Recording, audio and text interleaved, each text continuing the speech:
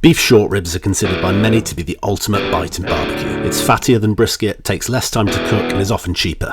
In this video, I'm going to be cooking 2 racks of Costco beef short ribs. I'll be sharing my full, simple, easy to follow method, which will produce consistently excellent results and allow you to cook this amazing piece of meat at home on the barbecue.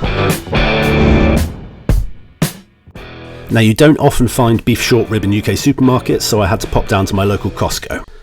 I picked up this double pack of British beef short ribs. It cost me £18.62p and weighs 1.86 kilograms in total.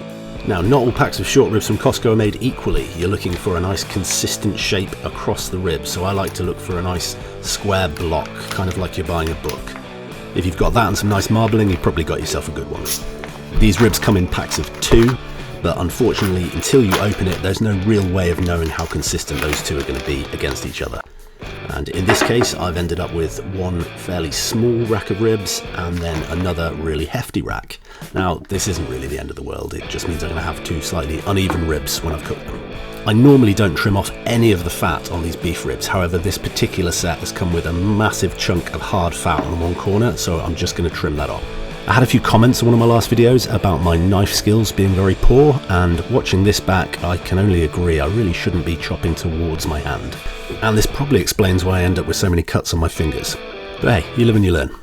So I know some people like to remove the entire fat cap on beef short ribs, and I've never really understood why, because for me, fat means flavour. It's not all going to 100% render down, but I still like it on there. And you can see on the second rack of ribs, there's hardly any fat cap at all, so I'm not going to trim that even slightly. The fat that I have cut off is not going to go to waste. I'm going to get a little oven-proof pan and put that fat in there, and it's going to render down on the smoker next to the beef rib. And I'll show you at the end what I'm going to do with that. So flipping them over, the bone side of the ribs have this membrane, and it's a real pain to peel this off. So I found that if you just score it in a sort of crossway pattern, then it basically disintegrates down and you don't know it's there at all.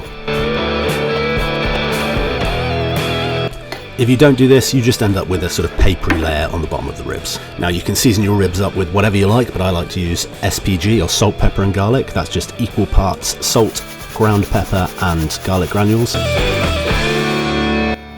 Mix them together in an old spice pot and you've got yourself an amazing beef rub. But of course you can use whatever you like, have fun experimenting with different flavours.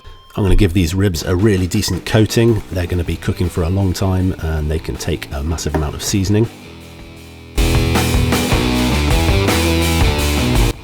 This is also going to help develop that nice intense bark that we're looking for on the short ribs. I'm going to be using my Ninja ProCook wireless thermometer to keep an eye on the internal temperature of the meat while cooking. As with most things in barbecue, we're going to cook to temperature, not time. You can just keep checking the internal temperature with a handheld thermometer, but I'm all about taking things easy. So with this, I can sit on the sofa and check it from my phone. With that in place, we're ready to barbecue. I'm going to be cooking these ribs on my Traeger pellet smoker, but you can use absolutely any lidded barbecue. Just set it up for indirect heat and cook at 120 degrees Celsius. But don't worry too much about getting this temperature exact. As long as you're keeping an eye on the internal temperatures, you can really cook it anywhere from 110 all the way up to 150. You won't have any problems. I'm going to add in that little pan of trimmed fat and close it up. And they sit for about 3 hours until my app tells me that they've hit 79 degrees C. Anywhere between about 73 and 80 means they've hit the stool and they are ready to wrap. I just want to confirm that internal temperature is right on my handheld thermometer and also check the internal temperature of the smaller rib, and I can see that it has gone way over the bigger rib, so it's sitting about 87, 88 degrees. However, I'm not worried about this disparity, as you'll see a little bit later. So you can wrap these in butcher paper or you can just use tinfoil like I'm using here. And if you forget the wrap phase, don't worry yourself about it. I've done these ribs non-wrap plenty of times, they turn out absolutely fine. And with those all wrapped and the dog upset I didn't drop anything, I'm going to leave them to cook. Anything over 95 degrees C is good, and then we're just going to test them with a probe for tenderness. It's always worth bearing in mind that sometimes the probe that you put in could be slightly out of line, so be showing a slightly hotter temperature than the actual central part of the meat, which is why I always go and get this second opinion from a handheld. Now you'll see here that the smaller one is exactly the same temperature as the bigger one. Don't know the science behind why that might be, but it seems to do this every time I have mismatched sized ribs, and I'm not complaining. Now let's take a look at that beef fat trim that we took off, and you can see it is rendered down nicely into delicious looking tallow. You can always store this for later use, but we're going to use it as part of this cook. Now the next step is really boring but really important. You must rest your meat.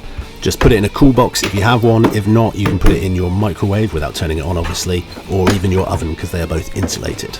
You're looking for at least an hour, but ideally 2, and you'll really be able to tell the difference in the finished product. So after 5 hours total on the smoker and then 2 hours of resting, it's time to unwrap. The colour is absolutely spot on for what I was looking for, and I can feel how tender these things are. A bone even falls out when I pick it up. Does that make these fall off the bone, or bone off the fall? Yeah, I'm overthinking this. Anyway, the second rack is looking just as good, and now it's time to grab that tray of beef tallow that we rendered down alongside it. We're going to pour this over the ribs, and it's just going to add extra fat, extra flavour, and a lovely little shimmer to our beef short ribs.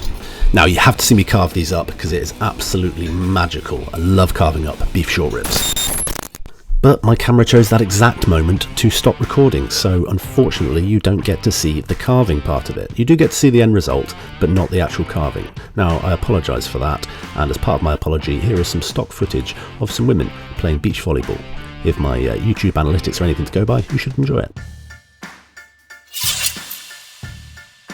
So this is the end result. Essentially what I've done is sliced down in between the ribs on each rack, and it gives you these chunky individual portions of beef short rib. Now you could remove the bone and slice these down further, put them in a sandwich, something like that, serve them on a tray, or just grab hold of the bone like my daughter does and eat them like a lollipop.